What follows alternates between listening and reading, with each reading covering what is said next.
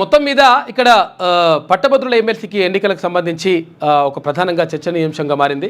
అయితే విషయం ఏంటంటే అంజిరెడ్డి భారతీయ జనతా పార్టీకి సంబంధించినటువంటి అభ్యర్థి అంజిరెడ్డి ముందు వరుసలో ఉన్నాడు. సెకండ్ ప్లేస్లో అక్కడ కాంగ్రెస్ పార్టీ అభ్యర్థి ఇక్కడ ఆల్ఫోర్స్ నరేందర్ రెడ్డి, తర్వాత థర్డ్ ప్లేస్లో ఇక్కడ ప్రసన్న హరికృష్ణ, అంటే బీఎస్పీ నుంచి ప్రసన్న హరికృష్ణ.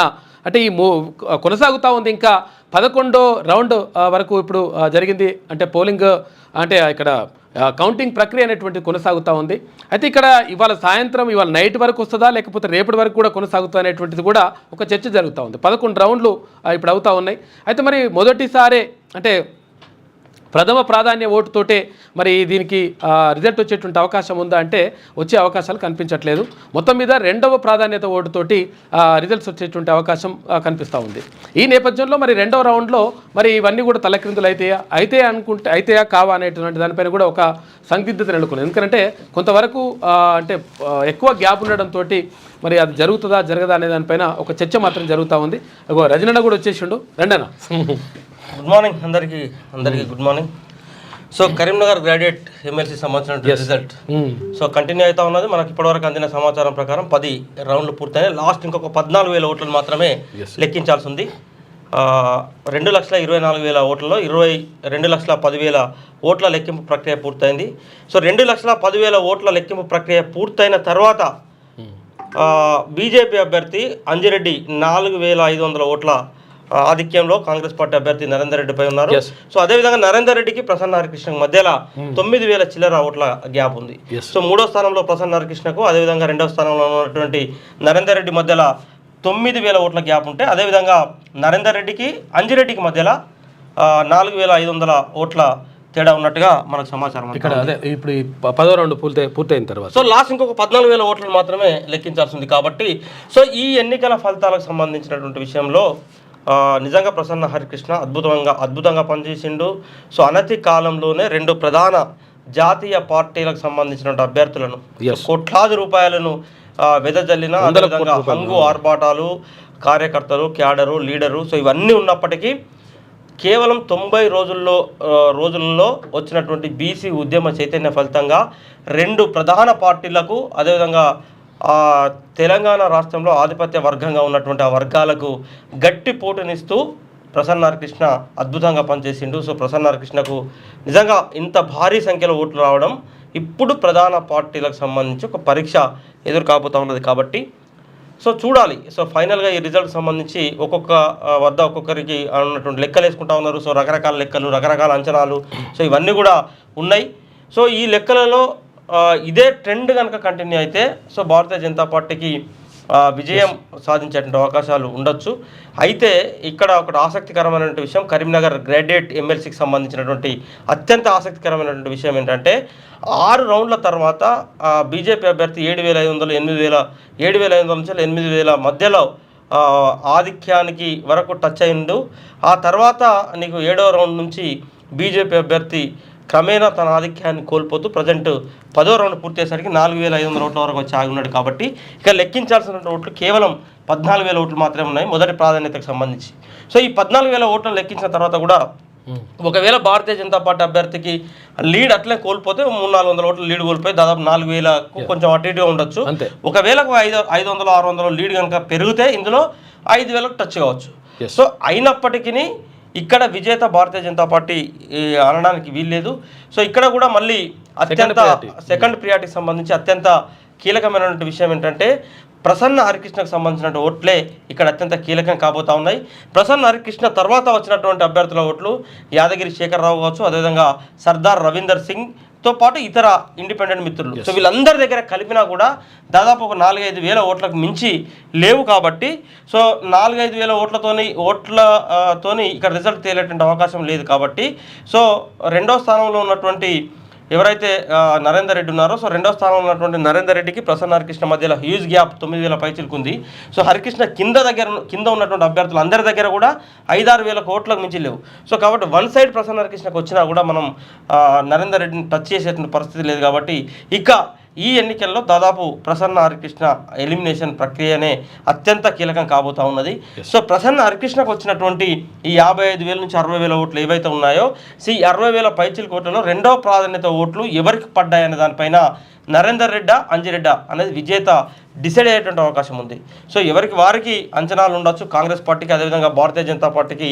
సో ప్రసన్న హరికృష్ణకు వచ్చినటువంటి రెండవ ప్రాధాన్యత ఓట్లు తమ పార్టీ అభ్యర్థికే వచ్చే అవకాశం ఉందన్నటువంటి అంచనాలు రాజకీయ పార్టీలలో ఉన్నప్పటికీ, సో మనకున్నటువంటి ప్రిడిక్షన్, సో మనం వివిధ ఎమ్మెల్సీ ఎన్నికల ఫలితాలను విశ్లేషించిన తీరును చూసిన తర్వాత, సో ప్రసన్న హరికృష్ణకు వచ్చినటువంటి 60,000 పైచిల్ కోట్లలో దాదాపుగా రెండవ ప్రాధాన్యత ఓటుకు అర్హత సాధించిన ఓట్లు 30,000 కొంచెం అటు ఇటుగా ఉండే అవకాశం ఉంది. సో ఎందుకంటే ప్రసన్న హరికృష్ణకి వేసినటువంటి ఈ 60,000 మందిలో దాదాపు 25,000 మంది దాదాపు రెండవ ప్రాధాన్యత ఓటు వేసి ఉండకపోవచ్చు. ఒకవేళ రెండవ ప్రాధాన్యత ఓటు వేసిన వాళ్ళు ఎలిమినేషన్ అయిన వాళ్ళు కనుక రెండవ ప్రాధాన్యత ఓటు వేసి ఉంటే, సో అది కూడా చెల్లుబాటు అయ్యే అవకాశం లేదు. కాబట్టి సో రమారమిగా ఒక 30,000 ఓట్లు ప్రసన్న హరికృష్ణ దగ్గర రెండవ ప్రాధాన్యత ఓట్లు ఉండే అవకాశం ఉంది. సో ఈ 30,000 ఓట్లే రెండో ప్రాధాన్యత వేసినటువంటి ఈ 30,000 ఓట్లు సో ఇప్పుడు కరీంనగర్ గ్రాడ్యుయేట్లో విజేత నిర్ణయించేటువంటి ఓట్లుగా ఉండబోతా ఉన్నాయి. సో ఈ 30,000 ఓట్లలో సో కాంగ్రెస్ పార్టీకి ఉన్నటువంటి అంచనా ఏంటంటే, సో కాంగ్రెస్ పార్టీ నరేందర్ రెడ్డి అంటే పూర్తిగా ఎన్నికల ప్రక్రియ మొదలైన తర్వాత నరేందర్ రెడ్డి కావచ్చు, అంజిరెడ్డి కావచ్చు, వీరిద్దరు కూడా పూర్తిగా డబ్బులను నమ్ముకున్నారు కాబట్టి, సో ఈ డబ్బులను నమ్ముకున్నప్పుడు ఓటర్లకు పంచినటువంటి అసలు డబ్బుల ప్రభావం ఉంటే, సో సహజంగా వీళ్ళ అంచనాలు ఎట్లా ఉన్నాయి కాంగ్రెస్ పార్టీకి సంబంధించిన అంచనాలు అంటే, సో నరేందర్ రెడ్డి ఇచ్చినటువంటి ఓటుకు 1,000 రూపాయలు మమ్మల్ని గట్టెక్కిస్తుంది. మొదటి ప్రాధాన్యత బీసీ వాదానికి జై కొట్టిన రెండో ప్రాధాన్యత ఓటు మాకు ఇస్తారు, ఎందుకంటే మేము 1,000 రూపాయల ఓటుకి ఇచ్చినాం కాబట్టి అనేది సో కాంగ్రెస్ పార్టీ అభ్యర్థికి ఉన్నటువంటి అంచనా. అయితే సో భారతీయ జనతా పార్టీకి ఉన్నటువంటి అంచనా ఏంటంటే, సో ఇవన్నీ కూడా యాంటీ గవర్నమెంట్ ఓట్లు. ప్రధానంగా ప్రసన్న హరికృష్ణ వెనకాల పెద్ద ఎత్తున బీసీ యువత ర్యాలీ ఉన్నది కాబట్టి, సో బీసీ యువత కాంగ్రెస్కి వ్యతిరేకంగా ఉన్నారు. సో కాబట్టి ప్రసన్న హరికృష్ణకు మొదటి ప్రాధాన్యత ఓటు వేసిన వారందరూ కూడా రెండో ప్రాధాన్యత ఓటు భారతీయ జనతా పార్టీ అభ్యర్థికి వేసి ఉంటారనేది సో భారతీయ జనతా పార్టీ భావిస్తుంది, అంచనా ఉన్నది. సో అయితే సో ఇది అత్యంత కీలకమైనటువంటి విషయం ఏంటంటే, ఈ 30,000 ఓట్లలో అంజిరెడ్డికి ఎన్ని ఓట్లు కావాలి గెలవడానికి కోసం, అదేవిధంగా నరేందర్ రెడ్డికి ఎన్ని ఓట్లు కావాలి, సో భారతీయ జనతా పార్టీకి ఎన్ని ఓట్లు కావాలి, అదేవిధంగా కాంగ్రెస్ పార్టీ అభ్యర్థికి ఎన్ని ఓట్లు కావాలి. సో ఇది అత్యంత కీలకం. ఎందుకంటే ఇప్పటి వరకు మొదటి ప్రాధాన్యత ఓట్ల తర్వాత సో రమారమిగా 4,000 పైచిలకు భారతీయ జనతా పార్టీ లీడ్లో ఉన్నప్పటికీ, ఒకవేళ ప్రసన్న హరికృష్ణలో దగ్గర ఉన్నటువంటి వ్యాలిడ్ ఓట్లు 30,000లో 30,000 ఓట్లలో దాదాపుగా ఉదాహరణకు ఒక 13,000, 12,000 ఓట్లు, 13,000 ఓట్లు అట్లా మనకు భారతీయ జనతా పార్టీకి వచ్చేసి ఒక 17,000 ఓట్లు కనుక కాంగ్రెస్ పార్టీకి వస్తే అప్పుడు పోటీ రసవత్తరంగా ఉండే అవకాశం ఉన్నది, వందలలో రిజల్ట్ ఉండే అవకాశం ఉన్నది.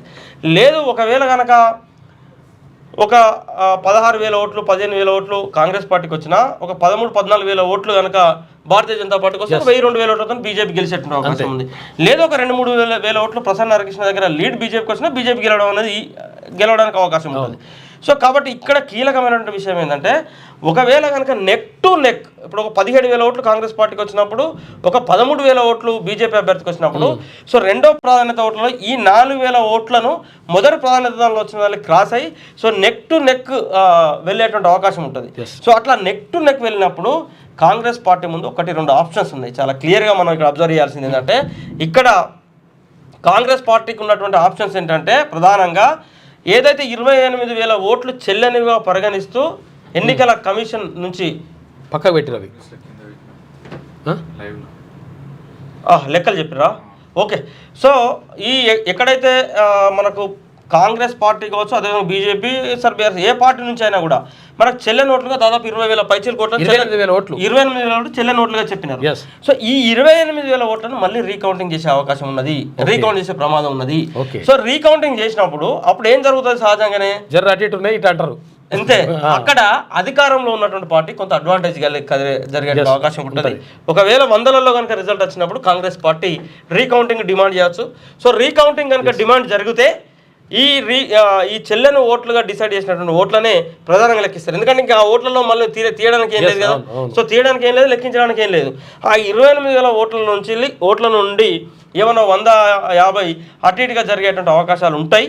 కాబట్టి మరి అట్లా జరుగుతుందా లేదా అనేది మనం సాయంత్రం కల్లా మనకు క్లారిటీ వస్తుంది కాబట్టి సో ఇప్పుడే చేయలేం. కానీ అవకాశాలు అయితే ఉన్నాయి. అటువంటి అవకాశం ఉందనేటువంటి విషయాన్ని మాత్రం మనం చెప్పదలుచుకున్నాం ఈ ఎపిసోడ్లో.